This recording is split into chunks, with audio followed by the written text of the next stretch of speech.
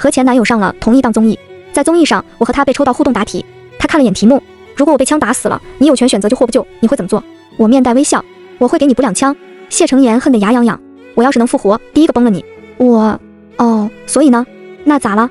网友辣评，真不愧是内娱第一纯恨情侣，就这个纯恨爽。我和谢承言都是圈里的顶流，当年高调官宣，引得全网热议。1年后，我俩官宣分手，热搜挂了1天1夜。分手后，我和他心照不宣地躲着对方，有他的剧本我不要，有我的综艺他不接。平时遇到都是一对视就翻白眼，一说话就阴阳怪气。偏偏网友们一身反骨，我俩都逼得这么彻底了，却越磕越上瘾，还给我们取了个 CP 名叫天长地久。至于为什么叫这个，是因为他们说我们俩一碰到对方就开始一个举头望明月，一个低头思故乡，所以他们叫我抬头姐，叫谢承言低头哥。大概是看我们零互动太久了，甚至有人卖姐不惜动用关系把我们弄到同一个综艺上。接不接？经纪人看着我一脸揶揄，这可是国民级的综艺，还是旅游综艺，还给你提了片酬，你不会因为一点私人恩怨就……我刷2下签完合同，皮笑肉不笑地看着经纪人，我接呀，我干嘛不接？我来的时候大部分嘉宾都到了，我放下行李和其他嘉宾一起坐在客厅等。大家好，我是谢承言。我一听声音就知道是那个 B， 抬眼一看，果不其然，那个死庄哥又穿着他那一身死浅灰色卫衣加鸭舌帽，搭一身死黑色夹克，配一条深褐色死牛仔裤。分了之后还是这个风格，一点长进都没有。看着他一脸装逼的给其他嘉宾打完招呼，我嘲讽的翻了个白眼，结果被他看到，他挑眉，哟，这不是我们沈老师吗？最近没戏拍了，居然沦落到和我上一个综艺了，你妹的！我就知道这逼一来就得阴阳怪气。我笑盈盈的看着他，柔声出口，不是啊，是导演组告诉我这里有笑话我才来的呀。眼看我和谢承言又要吵起来，综艺大咖林旭连忙岔开话题，那个我们人齐了，出发吧。这个综艺一共6位嘉宾，除了我和谢承言，还有综艺大咖林旭、新生代歌手陈甜甜、rapper 许然、00后小花陆源。由于是新一季的第1期，按照节目组的传统，这一期是以直播形式面向观众的。坐在大巴车上，节目组为了活跃气氛，让我们做一个小游戏。游戏是互动答题，2两一组。嘉宾 A 看完题目，在答题板上写下答案。嘉宾 B 如果答出了相同的答案，则积1分，积分跟我们后期的旅游经费有关。老师们，我们的分组由抽签决定。导演组递过来一个抽签筒，抽签啊，也行吧。我点了点头，好像不太行。沈淑婷，你个臭手，怎么好死不死就抽到谢承言了？谢承言一看我手里的标签，轻挑了下眉，勾唇。原来沈老师是想和我一组啊！我好羡慕你的自信。弹幕狂笑，我靠啊，这奇妙的缘分啊，又让我磕到了。沈淑婷汗流浃背了吧，哈哈哈。游戏开始，谢承言看着手里的题，不知道想到了什么，冷笑一声，在题板上写下了答案。导演组，如果谢承言被枪打死了，你有权选择救或不救，你会怎么做？我面带微笑，我会给他补2枪。谢承言冷笑一声，看着节目组亮出题板，我就知道他题板上明晃晃写着，他会一边笑一边再给我来几下。他恨得牙痒痒，我要是能复活，第一个崩了你。我翻了个白眼，所以呢？那咋了？弹幕全是幸灾乐祸看热闹的，又让我诡异的磕到了。我们天长地久一直都是这个死味儿啊，好爽。我们燕听就是这么一款互相嫌弃，恨不得把对方弄死的产品啊。路人凑热闹，想问一下为什么叫燕听啊？取的谐音言和停，还有一个原因是这俩零互动让我们燕听批很会剪视频做产出，圈外人都说我们是在搞包办婚姻，又因为婚礼在燕听举行，所以得的名。这俩都零互动了，咋磕呀？一想到他们2个呼吸着同一片空气，我都能轻轻的磕到啊，笑死我了！你们燕听批有这毅力，做什么都会成功的。游戏继续，谢承言看着第2道题，表情有些异样。他看着导演，这题能跳过吗？导演组默默让摄影师把另一个机位镜头打开，摇头。谢承言，我不耐烦，怎么了谢老师？有什么提示？居然连谢老师都搭上来的吗？谢承言看了我一眼，笑了一声，这题一定错。我认可地点了点头。其实我也是这么认为的，毕竟关于我们俩的默契，10分我有12分的怀疑。导演组，在你眼里，谢承言是一个什么样的人？原来是这道题。我面带微笑，又矮又丑，爱装逼，智商低下，情商没有，幼稚，嘴贱，勉强能算个好人。我一顿输出，把其他嘉宾都惊呆了。陈甜甜坐在我旁边，眼睛都快瞪出来了，悄悄对身后的林旭做口型，这是可以说的吗？林旭一脸讳莫如深的摇了摇头，只有谢承言一脸我就知道的表情，慢慢亮出了题板。他写的又高又帅，谦虚友善，成熟，智商高，万人迷。哇塞，沈老师，我们也太有默契了吧！你完美的避开了所有正确答案。谢承言一边冷笑一边给我鼓掌。弹幕，我服了，真就双向逃离啊！你们根本不懂，这是他们的情趣，本燕听批狠狠磕到，恨恨的，很安心。不愧是内娱第一纯恨前任啊，好抓马呀！不行了，他们真的好恨彼此，没爱过会恨这么深，没爱过会恨这么深，没爱过会恨这么深，没爱过会恨这么深。不行，我是真想看他们复合。我天哪，你们燕听批是不是都有恋痛癖啊？下一道题，沈淑婷的腰围是多少？题目一出，我和他瞬间僵住，我脑海里瞬间回想起那年在家里时，外面下着雨，雨滴打在窗上留下水痕，谢承言从身后用手臂紧紧箍住我的腰，一下一下的吻着我的肩胛骨。哇塞，还有这么私密的问题啊？这谁答得出来？陈甜甜一脸震惊的看着节目组，明显是为我打抱不平。我突然有些心虚，低着头默默写好答案。抬头一看，谢承言面上镇定，耳朵却红的像刚被3昧真火烧过。他清了清嗓子，眼神飘忽不定。这么隐私的问题我怎么会知道？我才53，你看我就说吧，怎么可能猜对？陈甜甜撇了撇嘴。谢承言一听瞬间皱眉，错了，不可能，他就是53。他话一出，全场安静。众人，谢承言一顿，慢慢低头捂嘴，小声说道：“我是说，我猜的就是53。舒婷写的什么？”我亮出题板，55。导演忽然笑了一下，一脸看热闹的表情。确实猜错了，不过是舒婷自己猜错了。谢哥是对的，你的腰围是53。我，谢承言。陈甜甜目光在我和谢承言身上来回扫射，小心翼翼地问了一句：“姐，你俩是正规渠道认识的吗？”我笑盈盈地看着陈甜甜，我不认识他。谢承言贱兮兮地模仿我不认识他。游戏终于结束，最终我和谢承言得到600的基础金，全场最低。到了家庭别墅，我们选好了各自的房间，换了一些食材，开始做饭。我和陈甜甜都不会做饭，大家商量了一下，谢承言、林旭和陆源主厨，其他人休息。等饭做好后端上来，大家开始吃。我夹了一块回锅肉，咬了一口，忍不住两眼放光。林哥，太好吃了！林旭乐呵呵地对我说，这道菜是承言做的，我都挺意外的，没想到他年纪轻轻，厨艺就这么好了。我说怎么这么熟悉的味道呢？谢承言悠哉悠哉地看着我，原来沈老师这么喜欢吃我做的菜呀。我看了他一眼，皮笑肉不笑地夹起了糖醋排骨旁边的番茄炒蛋。其实我觉得这道菜这也是我做的。谢承言语气挑衅，看了我一眼，如何呢？你爹的谢承言。我不理他，夹了一筷子糖醋排骨，隐晦地瞪了他一眼。其实陆姐做的这道菜才是最好吃的，这排骨可是我亲眼看见陆源抄的，绝对不是谢承言做的。这时旁边的陈甜甜小心翼翼地开口，可是姐，你还没吃呢。我连忙咬了一口，好吃啊，我还没吃就闻到香味了。谢承言笑着看我，是吗？我点了点头。如何呢？这时陆源嘴角微微抽搐，其实这也是谢哥做的，我当时帮他焯了个水。饭桌上一阵诡异的沉默，所有人不约而同地埋头干饭，但是我感觉他们快笑烂了。你问我怎么知道的？陈甜甜坐我旁边，笑得手抖，震动传到我这边来了。许然坐在谢承言旁边，他看了一眼我，又看了一眼谢承言，激情开麦，好像谢哥做的菜都挺符合沈姐的口味的哈。我一句话都不敢说，低头刨饭，感觉整个脑子都快充血爆炸了。能不合口味吗？他学了1年多，我硬生生把他从一个逼男调教成良家妇男，弹幕也快笑疯了。我不行了，磕死我了！陈甜甜脸都快埋饭里了啊！许然超绝偷感，哈哈哈哈！这顿饭吃的可真是酣畅淋漓，激情四射，汗流浃背啊！感觉沈淑婷快碎了，一直低头，哈哈哈！陆源这死丫头正是藏不住事儿的年纪，一场下来嘴角做了一套按摩，有时候真想跪下来求自己别磕了，结果发现跪下来也能磕。不是，他俩有点太暧昧了吧？之前没分的时候是有多甜啊？燕听求你俩复合吧，就当是为了我。吃完饭了，陈甜甜带了国王游戏的牌，于是又开始玩游戏。第一张牌我摸到了国王牌，我一脸爽到了 I'm Joker。谢承言看了我一眼，小丑。我冷脸，你才是小丑。一说完我才反应过来自己说错了， Joker 就是小丑的意思。我无所谓，反正我是国王牌。来，说说你们都是几号吧。林旭，我是1号。许然伸了2个手指。2，陆源，我是5号。陈甜甜，我是3号。谢承言，剩下那个，我眯了眯眼，这么老实，没一个撞的。大家一脸坦然地看着我。我想了想，4号模仿一下星星吧，我倒要看看谢承言这个逼男怎么装下去。这时陈甜甜发出了仰天长啸，我才是4号啊！我吓了一跳，你不是说你是3号吗？陈甜甜活人微死，我骗你的呀姐。谢承言危险地看了我一眼，要真是我你快开心死了吧。我保持微笑，说得对。最后陈甜甜还是如实地接受了惩罚。第2轮陆源是国王，林旭和陆源还有陈甜甜都说他们是3号。我看了眼自己的4号牌，面不改色，我是2号。谢承言也一脸平静，4号。我听见一顿没什么表情地看了他一眼。陆源想了想，看了我俩一眼，那就2号和4号头对头表个白吧。完了，抽到我了，所以2号是谁？然后我看见谢承言也缓缓站了起来。陆源一脸惊讶，你们居然没骗我。我和谢承言异口同声，骗了，但没完全骗。我是2号说的4号，谢承言是4号说的2号，呵呵。弹幕再一次刷爆。哎呀，我说命运呐，怎么不算默契呢？这俩真的分了吗？完完全全就是小情侣呀，小情侣。陆源，我不许任何人忤逆你。好激动啊，虽然我不磕，但我爱看。不是人人都可眼听，但人人都爱看热闹。笑死我了，谢承言1秒红温了。我假装坦然地看着谢承言，来吧，速战速决。谢承言伸手捏住我脖子后颈，和我头碰头。沈老师，我好喜欢你呀。我皮笑肉不笑，我也是呢。说完我们便立刻分开，我恢复冷脸，他面无表情。陈甜甜目瞪口呆，姐，要不是知道你俩在表白，我差点以为你俩在打仗。弹幕，大妹子表白是这么表的吗？知道的以为是表白，不知道的以为在暗杀呢。感觉谢承言下一秒就要捏断沈淑婷脖子了。沈淑婷脖子一凉，一天到晚使不完的劲就没了，说了2句话就没了，感觉下一秒他俩就能咬死对方。互动了，哈哈哈，又有能捡的了。后面又玩了3轮都没抽到我。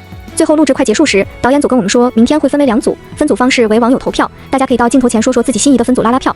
第3个是我一到镜头前就说，朋友们，因为我和谢老师不是很熟，今天意外被分到一组，一天相处下来，感觉可能各方面都还不是很搭吧。然后如果分到一组，其实有点耽误节目进度的，所以你们懂我意思吧？弹幕全都在刷懂。我满意地点了点头，交给下一个。趁着其他人拉票的空当，我假装打哈欠捂住了麦，对旁边的谢承言说：“你去哪一组？你想跟我一组？滚蛋！”我扯了扯嘴角，反正不跟你一组，那就行。我也是这么说的，你也这么说。谢承言轻轻嗯了一声。拉完票后，直播关闭，大家都松懈下来，回了房间准备睡觉。姐，你微博上分享那个香石带来没啊？我今天坐你身边，觉得好好闻，能不能分我一块呀？我回去找同款。陈甜甜扒着我的门房，一脸期待。香石呀，我想了想，有些遗憾地说，忘记带了，本来我都收拾好了，但出门的时候忘带了。那好吧。陈甜甜摆了摆手，回房了。我看她那个失落的样子，突然又想起这款香石是当年谢承言送我的礼物，我们两个都在用，今天好像也在他身上隐隐约约闻到了。我纠结了半天，拿起手机翻到那个800年不联系的微信，打字：你带那款香石了吗？一点发送键，立刻弹出来一个红色感叹号和一行字：消息已发出，但被对方拒收了。这是把我拉黑了。什么时候拉黑的？好你个谢承言啊，老娘都还没拉黑你，你先把我拉黑了。气得我立马转到通讯录，不假思索地按出他的电话号码打了过去。你好，我是谢承言。谢你个大猪头啊！谢承言沉默了2秒，语气带着迟疑。沈舒婷，我冷漠地出了个声。你有病啊！你有病！我又干什么了？谢承言语气烦躁。你说呢？拉黑哥！我阴阳怪气地回答。什么拉黑？没等他说完，我就飞快的一顿输出。不是我说你也太小心眼了吧？我们不是和平分手吗？又不是老死不相往来，留个微信也不行。当初我是不是问过你要不要删微信？你自己说的不删吧？而且就算你要删除拉黑我，能不能先跟我说一声？你凭什么拉黑我不给我说？你知道我多生气吗？这辈子最烦被人莫名其妙删除拉黑。谢承言，你烦不烦？谢承言啧了一声。一听他这无所谓的态度，我又来气，正想继续说，他先开口了。第一，对不起，是我的错。我准备说的话就这样卡在了嗓子眼，莫名其妙泄气了。第二，你先别吵，我都不知道我什么时候拉黑的你。我冷静了一会儿，语气质疑。你不知道？不是你删的，是狗删的呀。不信算了，反正真的不是我删了。你找我干什么？是，你也跟网上说的一样，被人盗号了。不会是李承言、周承言和沈承言吧？谢承言破防了。你什么时候能改毒舌的臭毛病？我这人吧，性格属于皇帝类的，主打一个顺我者昌，逆我者亡，素质不详，遇强则强。他越说我越叛逆。我毒舌关你什么事？你还管上我了？毒舌是一种人生态度，是一种美德，你懂什么？谢承言啧了一声。你看看，除了我谁还惯着你？我正想辩驳，突然觉得他这句话有点暧昧了。他估计也意识到了，一阵诡异的沉默后，低声问我：抱歉，你说你找我干什么？我回神，说起正事。你那个香石带了吗？谢承言沉默1秒，语气犹豫。沈舒婷，你是不是想我了，故意找个理由？我听完一愣，什么自信发言？我正想说话，谢承言又说：你不会像网上说的那样，分手之后看似很潇洒，其实每天晚上凌晨就开始难过，然后忍不住想联系我，你想跟我复合。我实在忍不了了。不是大哥，你神经啊？上哪儿学的些非主流小说片段？我就找你借个香石，你脑补一堆，太自信了点吧？你除了帅点，还有什么吸引我的？别天天跟理想正一样好吗？谢承言冷笑一声。你不就喜欢帅的吗？尤其是我这款。完了，还真被他说中了。除了帅我还有钱。我翻了个白眼，跟谁没有一样？你有毛病啊，莫名其妙的，谁稀罕你那点？谢承言安静了一会儿，再次开口。那你找我到底干嘛？借香石啊，说了好多遍了。谢承言不可置信。你真的借香石啊？这不废话吗？一点别的心思都没有。没有。谢承言沉默了几秒，语气很差。等着。说完便把电话挂断了。过了一会儿，谢承言敲了敲我的门。出来。我开了门，看着他手里提着一袋香石，靠着我门框面无表情。我看见他就烦，忍不住翻了个白眼。天天摆个臭脸给谁看？你以为你很帅吗？说完接过香石就准备关门，结果谢承言一把拉住门框抵住，脸色很差。我不帅。不帅。我皱了下眉，松手。不帅你当时能看得上我？谢承言冷笑一声，眼睛死死地盯着我。他这话说的到底是在夸我还是夸他？沈舒婷，你还是不是个人？当初要不是你追我，天天对我说些花言巧语，我至于这么在意形象吗？行，帅行了吧，帅死你得了。我敷衍一笑，关上门。第二天我起床后，把香石给了陈甜甜。早上突然翻到了一袋，看着陈甜甜惊讶的眼神，我心虚地补充了一句：谢谢姐，我爱死你了。陈甜甜一把把我抱住，亲昵地蹭蹭我的肩，真是个小姑娘。我笑着拍拍她的背，一抬头和谢承言对视了。我僵住，看着他，先看了眼陈甜甜手里的香石，又看了看我。陈甜甜回房间放香石时，谢承言走到我旁边，挑了下眉，好整以暇。解释，我有些心虚，他挺喜欢这个味道的，找我要同款，我没带，就找你了。多少钱我转你吧。这时候直播还没开，但大家都注意到了我们这边，路人往我们这边看了好几眼。跟我出来下。谢承言抛下一句话就往门外走去。不是，说完就把我撂这儿了。我皱了皱眉，跟着他到了后花园的草地。怎么了？你直接说多少钱不就好了？或者我哪天去店里买一袋新的还你。我不以为意地说。你知道那款香石为什么这么难找吗？谢承言冷脸看我，跟这个有什么关系？扯哪儿去了？我有些不耐烦了。那个香石的味道是我调的。谢承言语气不太好，你就这么送给别人了？我有些懵，转过头又一想，你又不告诉我，我怎么知道？谢承言更生气了。我在你生日那天专门送你的，还跟你说了以后可以去指定的店里取，报我名字就可以，还不够明显吗？我简直冤了，到底哪里明显了？他还要说我暴脾气上来了，对着他就是一顿输出。你每次都是这样，什么都不说就让我猜，我又不是你肚子里的蛔虫，我怎么知道你在想什么？你有事不会说啊，你开口啊，你装什么别扭？明确表达你的爱意很难吗？久了我也很心累啊，我们分手那次不还是你提的吗？你到底要我怎样啊？说完我觉得火气降了点，定睛一看，谢承言被我骂得一愣一愣的，我亲眼看着他的眼眶就这么水灵灵的变红了。我不是那个意思。谢承言红着眼沉默地看了我一眼，半晌哑声道：沈舒婷，我真的很讨厌你。我心里没由来的一慌，但嘴上还是忍不住想占上风。那真是不好意思了，我已经有更讨厌的人了，你去讨厌别人吧。谢承言直接愣住了，垮下脸色，转头就走了。想了好久，我还是去找了陈甜甜，撒了个小谎说这款香石是我朋友专门为我定制的。他听完后很爽快的还给我了。直播开启，导演组先宣布了分组。第一组陈甜甜、沈舒婷。导演组故意拖慢了语速，我莫名预感不对，偷偷瞄了一眼谢承言，发现他一直面无表情的坐在沙发上。完了，好像真的生气了。谢承言，气氛变得诡异起来，我感觉所有人都在看着我和谢承言。我表面维持着微笑，心里无能狂怒。你们这些骗子粉丝！剩下3人分为另一组。分完组后，我们抽签抽到了鬼屋。进了鬼屋，我看着周围黑洞洞的，心脏狂跳。谢承言在我们前面开路，我和陈甜甜互相拉着手，慢慢的往里走。周围是各种怪异的尖叫声和恐怖的背景音乐，前面一会儿闪红光，一会儿闪绿光，墙上是各种影子在摇曳。不得不说，这家店的布景很厉害。走到一半，前面的光越来越弱，这时我听见陈甜甜惊呼了一声，我连忙伸手去摸，什么都没有摸到。甜甜，谢承啊！我正打算喊谢承言时，突然感觉后颈凉凉的，有一撮湿的头发贴在我的后颈，我瞬间头皮发麻，闭上眼睛。啊！这时我感觉手腕也被人抓住了，我心脏突突的跳，慌不择路的拿手去挡，结果好像打到什么东西了。沈舒婷。面前突然响起谢承言暴躁的声音，我还没反应过来，后面的鬼直接一推我后背，随后我依稀看见一个慌忙的身影朝我靠拢，然后我就落入了一个温暖坚实的怀抱。谢承言一只手紧紧箍着我的腰，另一只手护着我的后脑，语气暴躁。沈舒婷，你睁开你的狗眼看看我是谁。我睁开眼，适应了黑暗的环境后，靠着一点微弱的光，看到了冷着脸的谢承言，以及蹲在角落抓着 NPC 头发不放手滋哇乱叫的陈甜甜。我讪讪地松开抓住谢承言衣角的手，连忙说了声对不起，然后把陈甜甜扶起来。弹幕：沈舒婷刚刚是给了谢承言一个巴掌吗？沈舒婷有病啊，打谢承言干嘛？那咋了？人小两口一个愿打一个愿挨，你管得着吗？虽然但是我感觉谢承言是真的没有太在意，看着也不像真的在发火。其实他心里爽死了，这点小心思被我猜得透透的。你看他那样像生气了吗？前面的伪粉对不起喽，我姐都要退出他，怀抱了你家谢歌手，还依依不舍到我姐腰上呢。果然伪粉只对真嫂子破防，只有我一个人心疼陈甜甜吗？真的好好笑。不知道该不该说，沈舒婷刚刚的举动挺吓人的，要不是打错人了扇的就是 NPC 了 ，NPC 实惨。不是啊，沈舒婷刚刚闭着眼乱挥手而已 ，NPC 离他好远的，而且 NPC 又不是看不见。谢承言挨了一巴掌，是他自己跑太快了，往沈舒婷身上靠，自己撞上去了。哥，咱就非得吃回头草吗？妈呀，笑死我了，好爽啊！我们燕听 P 也是扬眉吐气了一把，以前都只有被伪粉贴脸的份，现在也是好起来了。都是粉丝，谁比谁高贵了？这种包场的鬼屋里的 NPC 薪酬很高的，而且那个鬼一看就是沈舒婷粉丝，一直绕着沈舒婷跑，脸都要笑烂了，完全就是看到正主的高兴样子，到底在担心什么？我们进入了另外一个房间，最开始那个长头发的女鬼终于不在了。一进去门就自动关上了，我吓了一跳，下意识拉着陈甜甜往谢承言那边靠拢，找密码。另一边也有一扇门，上面挂着锁。谢承言说了一句，看了我一眼，你俩别动。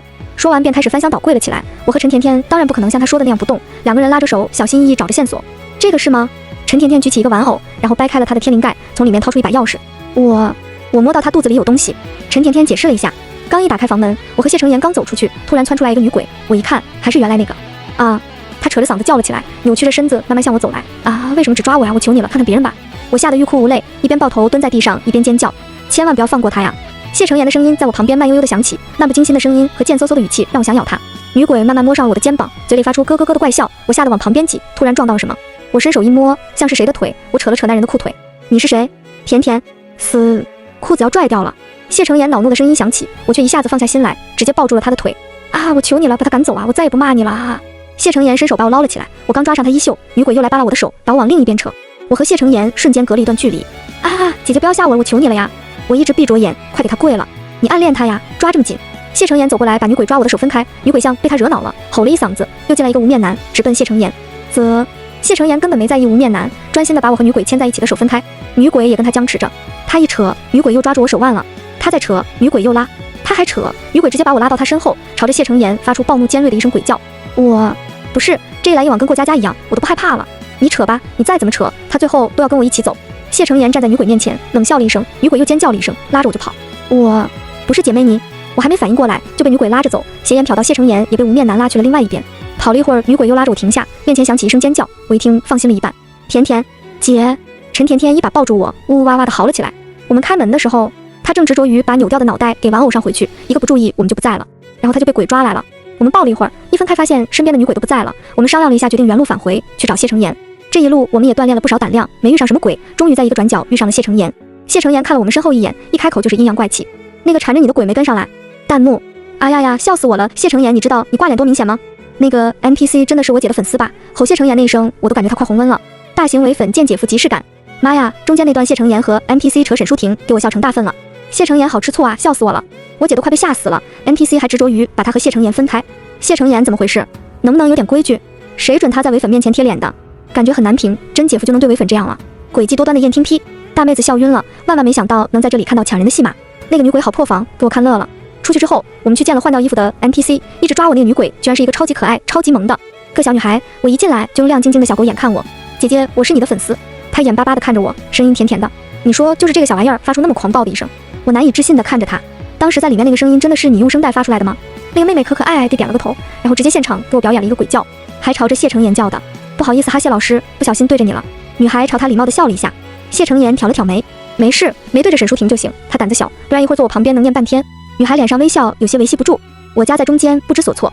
波儿，这是在干嘛？弹幕：沈淑婷粉丝，滚啊，赶得离我姐远点。谢承言，呵呵，你姐要坐我旁边。谢承言气势好足，不愧是正宫女鬼小姐姐，吓死你。谢承言，鬼迷日眼，笑晕了呀呀，两个人互相贴脸，感觉谢承言赢了。那个妹子最后的眼神跟要把谢承言砍了一样。我哥就这样守住自己的正宫地位，他才20几岁，他藏得住什么？这喷不了，这是真有姐夫瘾。他俩真的分了吗？上一对这么藕断丝连的，现在都领证了。我接领证，接燕听你们一定要狠狠纠缠啊！接。回去后，两组交换了一下各自有趣的经历，吃了个饭。虽然才6点，但是已经夜色降临，大家提议出去散步消消食。直播已经关闭，不过摄影师还是在跟拍。于是我们一群人呼啦啦的出去，在江边，我们慢慢吹着风，跟着月亮走。你看那个影子像不像鬼？大部队走得快，我和谢承言在后面慢慢并排走着。我把路灯下的影子指给他看，不像你之前微博发的玩偶猫。我愣了一下，你还看我微博？谢承言平静地嗯了一声。嘿言，我还没反应过来，一个男人突然从旁边跑过来，笑着拍了一下谢承言的肩膀。这是我好奇地看着眼前金发碧眼的男人，叫他温迪就好，他是英国人，是一位调香师。谢承言朝我介绍着。哦，你是婷婷，他的婷婷。温迪看见我跟发现新大陆一样，手舞足蹈的，一会儿指指我，一会儿指指谢承言。石头，美味的。温迪一脸期待地看着我。啊，他说那个香石好闻吗？谢承言补充了一句，当时我在他的指导下调的。哦，很好闻。我朝他点头笑了一下，温迪瞬间眉飞色舞。你们中国人含蓄。我有些疑惑。则闭嘴。谢承言抬眼看了他一下。言，你不能太安静。温迪朝谢承言嫌弃地看了一眼，然后对着我兴高采烈地说，石头有名字 ，Your name， 还有 Yan Love King。啊，我有些呆滞地转头看谢承言，石头上吗？谢承言耳朵有些红，不是，是颈带内侧绣着。所以你知道我把香石送给陈甜甜之后才发那么大火。谢承言一听又黑了脸，你非要提吗？我拿回来了，我不知道心里什么感受，只是看着他，心里有些酸涩。几颗破石头而已，别被骗了呀，姐。一个声音打断了我的思绪，我一转头看着那个扮女鬼的妹妹戴着口罩站在摄影旁边，眼神里又急又气。谢承言这回没说什么，还点了点头。他说的对，给男人花钱倒霉一辈子。我哭笑不得。No oh no。温迪一脸严肃，他有钱，比我有钱，他给你应援，生活里包车包店，明明大部分线下都是我们后援会组织的，你谁呀？谢承言找来的托吗？耶，后援会。温迪兴奋地点了点头，他给钱。Winter， 他 Winter， 他 Winter。温迪朝女生兴奋地点了点头。好熟悉的 ID， 我想起来了，这是我粉丝群体里的一个富婆，每次我出代言都买得很猛。结果是谢承言，不是 IP 真的跟这里一样。女生翻着手机，有些傻眼。你给我后援会打钱？我看着谢承言抿了抿唇，怎么了？我人傻钱多不乐意。谢承言看了我一眼，耳根子红透了一。我不知道作何感想。你什么都不说。回房之后，我点开微博去看了下谢承言富婆小号的微博。他平时安安静静的，只会在我粉丝有活动时默默出钱，然后转发我的微博。闷葫芦，我忍不住笑了一下。我点了个关注，然后转回搜索，搜了一下怎么追回前任。下面提到一个给前任送礼物，我忍不住评论了一句：这有用吗？发完我也没在意，直接翻看其他的微博去了。过了一小会儿，我经纪人给我打电话了。沈淑婷，你要死啊！又不切号刷微博，你看看你的关注评论了些什么？我记得我切了呀。我回想了一下，好像我点开微博的时候就是小号，但我没看到，又忙切回大号了。我还没回答，门口突然响起一阵急促的敲门声。我连忙打开，谢承言头发湿着，像刚洗完头，眉眼清俊。你要跟我复合吗？谢承言舔了舔嘴唇。啊，可以吗？我下意识的回答，可以的。他进了我房间，然后锁门，静静的看着我。那，我被亲得猝不及防。谢承言很有耐心的轻咬着我的嘴唇。可以吗？他问我。我忍不住抓住他身侧的衣服。可以的。他得到准许后，毫不犹豫地吻住我，有些急切，又带着温柔。我依稀听到一声电话挂断的声音。嘟。后面我才知道，那天晚上微博前鸡全是关于我和谢承言的热搜，大家讨论的热火朝天。后面我才知道，那天晚上微博前鸡全是关于我和谢承言的热搜，大家讨论的热火朝天。我的经纪人还上线发了一句话：谢承言，要不然赔我点钱吧。下划线哦，我和谢承言产品超话直接从金超升级成了钻超，里面全是各种尖叫。网友辣评：哇塞，这下真从纯恨前任变成做恨情侣了，终于复合了，果然死对头就是妻子啊。同时有人扒出了 Winter 就是谢承言的小号，大家把谢承言的主页翻了个遍。评论：藏不住17岁的少男心事。谢承言，你是不是喜欢沈淑婷？出来说话。谁懂以前我一直以为这是一个很温柔的姐姐，因为他只打钱和转发沈淑婷微博。我勒个地表最强暗恋谢承言置顶好好哭，他好喜欢他。Winter， 我那里今年大学，读你听听。沈淑婷，全文完。